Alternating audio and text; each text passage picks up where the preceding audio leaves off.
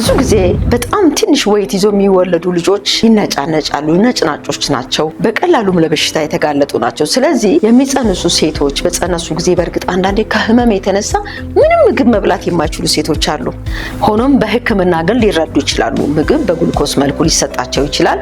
ራሳቸውንም ህፃኑንም ሊጠብቁ ይችላሉ።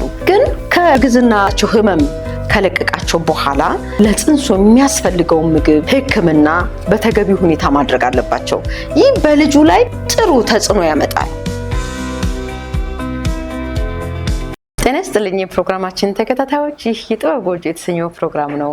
በዚህ ፕሮግራም ቤተሰባዊ ነክ ጉዳዮችን፣ ማህበራዊ ነክ ጉዳዮችን እንዲሁም ማህበራችንን ይጠቅማል የምንሉ ታሪኮችን ይዘን እንቀርባለን። አብራችሁን እንድትቆዩ እየጋበዝኳችሁ የዚህ ፕሮግራም አዘጋጅና አቅራቢ መምህር፣ የማህበረሰብ ስነ ልቦና ባለሙያና እንዲሁም የጋብቻ አማካሪዋ ታደለች ነጋ ነኝ።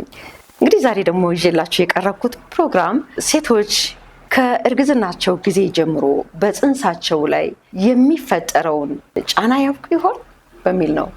አንዲት ሴት ፈቅዳ አስባ የምታረግዝ ሴት አለች። እንደገና ደግሞ በተለያየ መንገድ በተደፍረው የሚያረግዙ ሴቶች አሉ። ወይም ደግሞ በተለያየ ባልፈለጉት መንገድ ልጅ የሚመጣባቸው ሴቶች አሉና እነዚህ ሴቶች ባረገዙ ጊዜ የሚሰማቸው ስሜት በሚወለደው ሕፃን ላይ ጫና ያሳድራል እና ሴቶች ለማርገዝ አስበው ግን ይህ ፕሮግራም እነዚህን የሚመለከት ሳይሆን በትዳር ውስጥ የሚኖሩ አስበው ያረገዙ ሴቶችን የሚመለከት ነው። እነዚህ ሴቶች ከጸነሱበት ጊዜ ጀምሮ ያለው ስሜታቸውን ሕፃኑ ሆድ ውስጥ ያለው ሕፃን አብሯቸው ይጋራል። ደስታ ቢሆን ይጋራል፣ ሐዘን ቢሆን ይጋራል፣ ጭንቀት ቢሆን እኩል ሕፃኑ ከተጸነሰበት ጊዜ ጀምሮ ያለው ይጋራል። ስለዚህ ሴቶች ወደ እርግዝና ከመግባታችሁ በፊት ቆም ብላችሁ ጊዜያችሁን፣ ሰዓታችሁን አሬንጅ አድርጋችሁ መቼም ጽንስ ሲመጣ ባልና ሚስቶች በመነጋገር ባል ሚስቱ መጸነሷን ያውቃል። ስለዚህ ባልም ለጸነሰችው ሚስቱ እንክብካቤ እንዲያደርግ ሴቷም ደግሞ ራሷን እንድትጠብቅ በሚል ነው ይህን ፕሮግራም ዛሬ ያዘጋጀ ነው።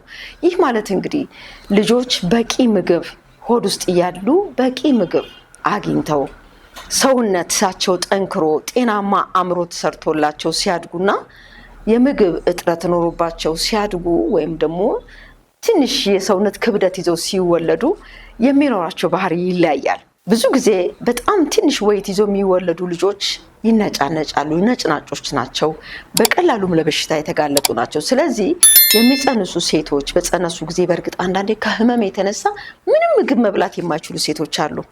ሆኖም በሕክምና ግን ሊረዱ ይችላሉ። ምግብ በግሉኮስ መልኩ ሊሰጣቸው ይችላል። ራሳቸውንም ህፃኑንም ሊጠብቁ ይችላሉ። ግን ከእርግዝና ያላቸው ህመም ከለቀቃቸው በኋላ ለጽንሱ የሚያስፈልገውን ምግብ ሕክምና በተገቢው ሁኔታ ማድረግ አለባቸው። ይህ በልጁ ላይ ጥሩ ተጽዕኖ ያመጣል። ጥሩ ምግብ የምትመገብ ህይወቷ ደስተኛ የሆነ እንደገናም ደግሞ በተገቢው መንገድ ሕክምና እየተከታተለች ልጇን የምታሳድግ ሆዷ ውስጥ ያለውን ልጅ የምታሳድግ ሆድ ውስጥ ያለው ልጅ እናት እንደምታሳድግ መገመት አለባት።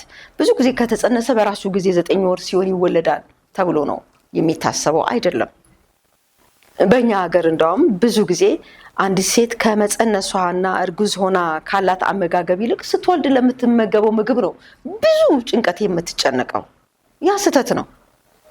ለምሳሌ ምንም ራሷን ጎርታ ህፃኑን ጎርታ ባረገዘች ጊዜ ሳትመገብ ከወለደች በኋላ ብዙ ቅቤ፣ ብዙ ምግብ፣ ብዙ ስጋዎች ብትበላ ተመጣጣኝ ስለማይሆን ኢቭን ከወለደች በኋላ ለተለያዩ ህመሞች ራሱ ልትጋለጥ ትችላለች። ለምን? ተኝታ ስለምትበላ። ይሄ ስህተት ነው። ስለዚህ በእርግዝና ጊዜ በቂ ምግብ መመገብ አቅሙ ያላችሁ። አንዳንድ ጊዜ ይህንን እንዳንል ደግሞ የአቅም ሁኔታ አለ። ቢሆንም ሰው እንደ አቅሙ የሚመገበውን አያጣም። ፕሮቲን ግማሹ ከስጋ ቢያገኝ ከባቄላ ማግኘት ይቻላል። ከጥራጥሬዎች እንደገናም ደግሞ ከአትክልት የምናገኛቸው ነገሮች አሉ። ከፍራፍሬ የምናገኛቸው ነገሮች አሉ። በትንሽ ገንዘብ ተመጣጣኝ ነገር እናገኛለን። ግን አስበን ይሄንን ልናደርግ ይገባል። ዝም ብሎ ስለተጸነሰ ዝም ብሎ ይወለዳል ብለን ማሰብ አይደለም። ለልጆቻችን አእምሮ ጤንነት፣ ብሩህ የሆነ አእምሮ ያላቸው ልጆች እንዲወለዱ በእርግዝና ጊዜ የምናደርጋቸው ጥንቃቄዎች ጥሩ ውጤትን ያስከትላሉ። ስለዚህ እንግዲህ ጥንዶች ወደ እርግዝና ሚስቶቻችሁ ሲመጡ የተመጣጠነ ነገር አትክልት እንዲያገኙ፣ ፕሮቲን እንዲያገኙ፣ ካርቦሃይድሬት እንዲያገኙ፣ የተመጣጠነ ምግብ እንዲያገኙ ጥረት ማድረግ ያስፈልጋል። እንደገና ደግሞ ከዛ ባሻገር ሰላማቸውን መጠበቅ፣ ደስተኛ እንዲሆኑ ማድረግ፣ እርጉዞችን መንከባከብ ያስፈልጋል። ስላረገዘች ብቻ ምንም አትሆንም ብሎ ማሰብ ስህተት ነው። ተገቢውን ሕክምና ክትትል ማድረግ፣ ጽንሱ ያለበትን ሁኔታ፣ የጽንሱን ክብደት አሁን ላይ ተከታታይ እርግዝና ምርመራ አለ። ብዙ ጊዜ ግን ህፃኑ ያድጋል ወይ እናትየው ክብደቷ ይቀንሳል። ግን ሁለቱም እኩል ሰውነታቸው ብቁ ቢሆን ደግሞ የልጁ ስነ ልቦናም ይሁን አእምሮ ይሁን በተመጣጣኝ ሁኔታ ነው የሚያድገው። ስለዚህ ልጆች ሆዱ ሲሆኑ የሚሰማቸው ስሜት እናት ደስተኛ ስትሆን የምትዘምር እናት ወይም የምታቀነቅን እናት ለልጇ ደስታን ነው የምትሰጠው። ይሰማሉ ልጆች ውስጥ ሆነው። እናት የምታዝን የምታለቅስ ከሆነ ይሰማሉ። የሚገርማችሁ ያንኑ ነው የሚሆኑት ልጆቹ። በጣም እየተነጫነች በጣም እያዘነች እርግዝናዋን የጨረሰች ሴት ልጁ ላይ ባህሪው ይታያል። ስለዚህ በጣም በእርግዝና ጊዜ ጥንቃቄ ለማድረግ ከዚህ ከሚያስጨንቁ ነገሮች ለመሸሽ ራስን ማዘጋጀት ተገቢ ነው። አንዳንድ ጊዜ ለማንወጣው ነገር ወይም ደግሞ ነገሩ ሊቀጥል እኛው ሄደን እዛ ውስጥ እንገባና እኛንም ሆዳችን ውስጥ ያለውንም ህፃን ልጅ እንጎዳለን ሴቶች። ስለዚህ ሴቶች እህቶቼ የእናንተንም ጤንነት ለመጠበቅ የልጆቻችሁንም ጤንነት ለመጠበቅ ተመጣጣኝ ምግብ፣ ሕክምናችሁን፣ ጤንነታችሁን የምትጠብቁበትን መንገድ ሳትዘነጉ እንድታከናውኑ ይህንን የምታደርጉ በቂ አቅም ያላችሁ ወገኖች እንዳላችሁ እናውቃለን። ነገር ግን ያላቸው ሰዎች ብቻ ይሄን እንክብካቤ እንደሚያደርጉ ማሰብ ደግሞ ተገቢ አይደለም። የምንመገበው ለራሳችን ሳይሆን ሆዳችን ውስጥ ላለውም ህፃን እንደሆነ አስበን ስሜታችንን እሆድ ውስጥ ያሉ ልጆቻችን እንደሚጋሩ አስበን ባሎች እንኳን ሚስቶቻችሁን አቢዩስ ስታደርጉ ሚስቶቻችሁን ብቻ ሳይሆን ሆዳቸው ውስጥ ያለውን ልጅ ራሱ እየጎዳችሁ እንደሆነ ማወቅ አለባችሁ። ስለዚህ ልጆችን ከማህፀን ጀምሮ ከተጸነሱበት ጊዜ ጀምሮ ያለው የትኛውም የህይወት እንቅስቃሴ እንደሚሳተፉ ማወቅ አለብን። ያውቃሉ፣ ይሰማሉ። ሆድ ውስጥ ሆኖ በጣም ነው የሚሰሙት። ስሜታችንን ያውቃሉ። ደስተኛ ስንሆን ደስ ይላቸዋል፣ ሆዳችን ውስጥ ይዘላሉ። ስንሆን እነሱም ዲፕረስድ ይሆናሉ፣ ስንጨነቅ ይጨነቃሉ ማለት ነው።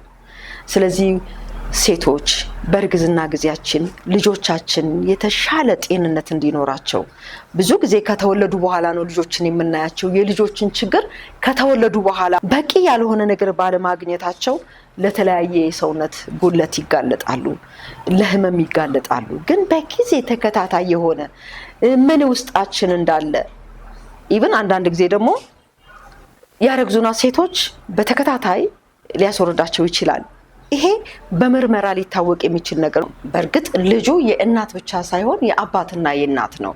ስለዚህ አባትም ተገቢውን ነገር በማቅረብ በመንከባከብ የተሻለ ጤናማ ሙሉ የሆነ ልጅ ለማግኘት ከእግዚአብሔር ጋር ይህ የሰዎች ጥረት መሆን አለበት። ነገር ግን ደስተኛ ባልሆነች ሴት የሚወለዱ ልጆች፣ ጤናማ ባልሆነች ሴት የሚወለዱ ልጆች ሕክምናዎች ሳይደረግ ዛሬ ላይ ቁጥሩ እየጨመረ የመጣው የህፃናት ጤንነት መዛባት አስቸጋሪ እየሆነ መጥቷልና ከታች ጀምሮ በተለይ ያለን እናቶች እርጉዝ ስንሆን ያለንን የጤንነት ሁኔታ ማረጋገጥ አለብን። ምን አይነት ህመም አለ በውስጣችን? ምን አይነት ህክምና ያስፈልገናል? መቆጣጠር የሚገባ ነገር ምንድነው?